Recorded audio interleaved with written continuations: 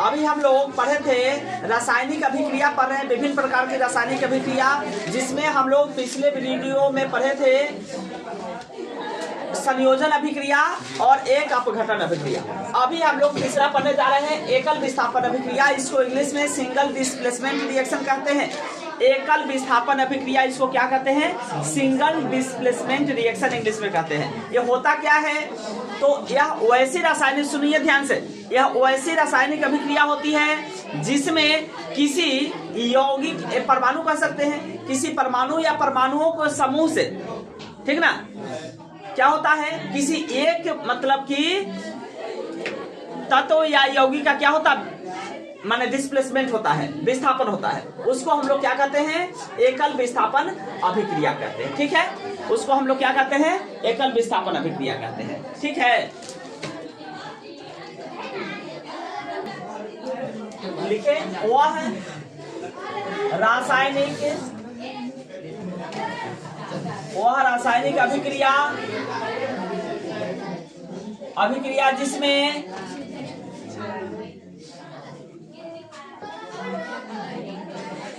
देखिए एकल विस्थापन अभिक्रिया क्या है? वह रासायनिक अभिक्रिया जिसमें किसी यौगिक में उपस्थित परमाणु या परमाणुओं के समूह को किसी दूसरे परमाणु द्वारा क्या कर दिया जाता है? विस्थापित कर दिया जाता है।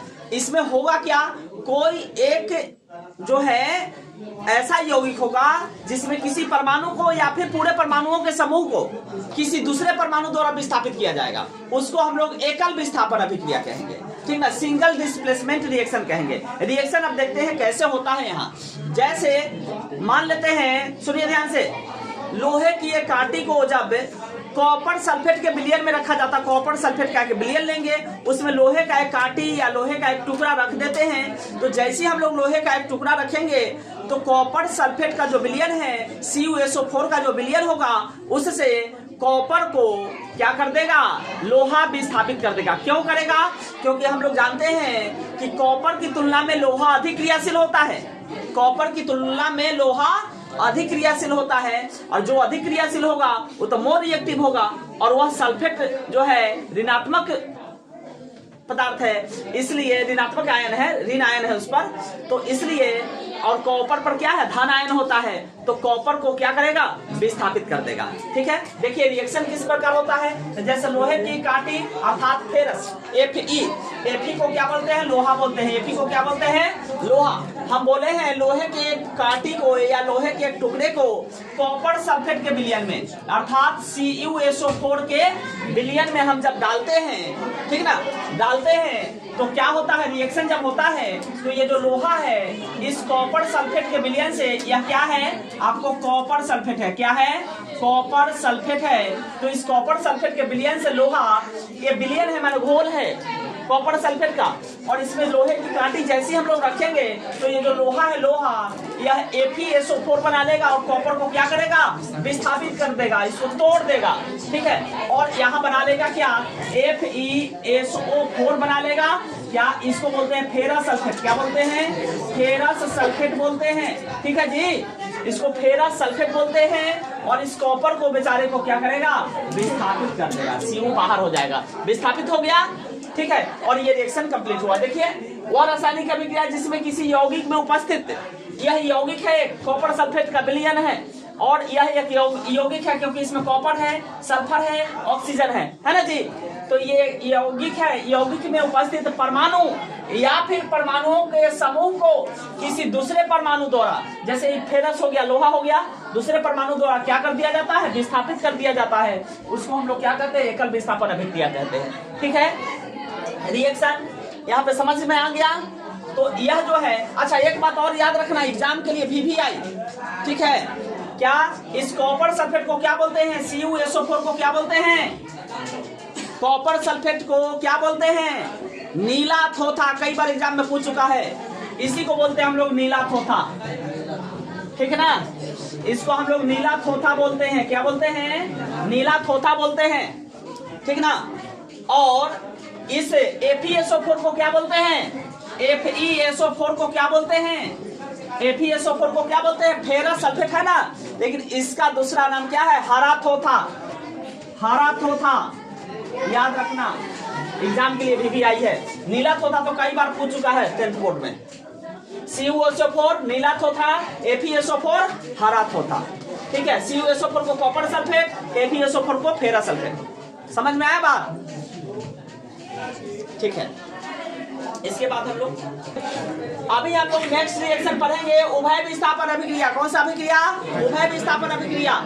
उभय विस्थापन अभिक्रिया। ठीक है, उभय माने, अच्छा बताइए, उभयचर, चर माने रहने वाला, उभय माने दोनों जगह। हम लोग उभयचर प्राणी किसको कहते हैं? जो स्थल और जल दोनों जगह रहता है, जैसे मेढक पड़े हुए ना जी, सांप, ये सब उभयचर है, क्योंकि स्थल पे भी रह सकता है और जल पे भी जीवित रह सकता है, नहीं? तो इसलिए उसको उभयचर कहते हैं। यहाँ भी वही होना है, उभय विस्थापन। यहाँ विस्थापन होगा माने आदान प्रदान होगा। उभय माने दोनों का। अगर आपको कुछ अगर देगा तो उससे लेगा भी कुछ। और किससे लेगा? तो देखिए, वो ऐसी रासायनिक अभिक्रिया जिसमें दो यौगिक, यहाँ क्या होंगे? दो यौगिक अपने आयनों का विनिमय करेंगे। विनिमय माने आदान प्रदान करेंगे। क्या करेंगे? आदान प्रदान करेंगे। आयन माने, आयन दो प्रकार के होते हैं, धनायन, ऋणायन। अगर आपको धनायन देगा तो धनायन किसका द्वारा मिलेगा? दूसरे वाले समूह के ऋणायन से मिलेगा, और दूसरे वाले समूह के जो धनायन होगा वो पहले वाले समूह के ऋणायन से मिलेगा। है ना, समझ में आया? यानी वैसी रासायनिक अभिक्रिया होगी जिसमें दो यौगिक अपने आयनों का विनिमय करके, विनिमय माने आदान प्रदान करके, और दो नए पदार्थ का भी निर्माण करेंगे। समझ में आया बात? उसको हम लोग उभय विस्थापन अभिक्रिया कहेंगे। ठीक है, देखिए रिएक्शन कैसे होता है। तो दो यौगिक, जैसे मान लेते हैं हमारा एक है फेरस सल्फाइड है। ये क्या है? फेरस सल्फाइड, FeS यौगिक है। फेरस और सल्फर दोनों मिल गया तो फेरस सल्फाइड बन गया। और इसकी अभिक्रिया, जब फेरस सल्फाइड की अभिक्रिया सल्फ्यूरिक अम्ल से कराई जाती है। सल्फ्यूरिक अम्ल यानी H2SO4।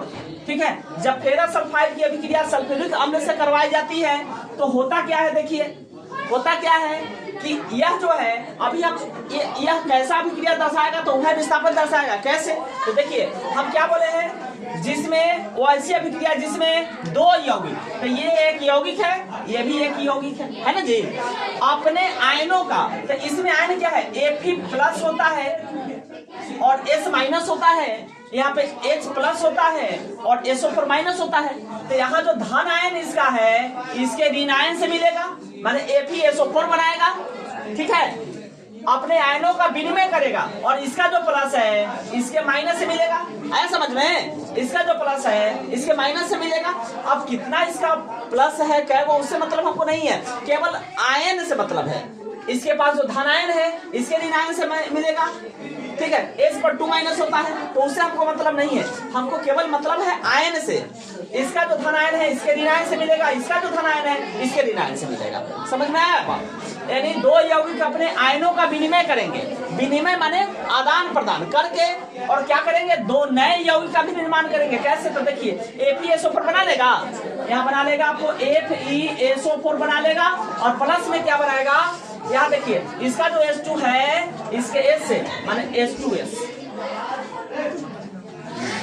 आया समझ में? इसको हम क्या बोलेंगे? तो फेरस सल्फाइड बोलेंगे। क्या बोलेंगे? फेरस सल्फाइड बोलेंगे। क्या बोलेंगे? Ferrous sulphide. इसको हम लोग क्या बोलेंगे? तो सल्फ्यूरिक अम्ल बोलेंगे। सल्फ्यूरिक अम्ल बोलेंगे। याद रखना, सल्फ्यूरिक अम्ल का दूसरा नाम अम्लराज भी है। अम्लराज, अम्लराज क्यों कहा जाता है?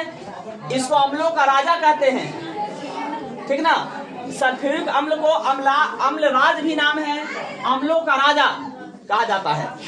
ठीक ना, सल्फ्यूरिक अम्ल को, H2SO4 को। अब देखिए, इसको क्या बना लिया? फेरस सल्फेट इसको कहेंगे। क्या कहेंगे? फेरस सल्फेट कहेंगे। फेरस सल्फेट कहेंगे। इसको क्या बोलेंगे? हाइड्रोजन सल्फाइड बोलेंगे। क्या बोलेंगे? हाइड्रोजन सल्फाइड बोलेंगे। क्या बोलेंगे? हाइड्रोजन सल्फाइड बोलेंगे। इसको क्या बोलेंगे? हाइड्रोजन सल्फाइड बोलेंगे। अब बताइए क्या हुआ? आया समझ में? उभय विस्थापन अभिक्रिया वो ऐसी रासायनिक अभिक्रिया जिसमें देखिए रिएक्शन से दो यौगिक है, एक फेरस सल्फाइड है, एक सल्फ्यूरिक अम्ल है, अपने आयनों का विनिमय। यहाँ ये जो है Fe+SO4- से अभिक्रिया कर लिया है, SO4 बना लिया फेरस सल्फेट, और अपने आयनों का विनिमय करके या आदान प्रदान करके दो नए यौगिक का निर्माण करते हैं। हो गया। यहाँ देखिए ये H+ जो है H- से मिला, हाइड्रोजन सल्फाइड बना लिया। पूरा रिएक्शन समझ में आया सभी लोगों को? ठीक है, अब नए रिएक्शन पढ़ेंगे।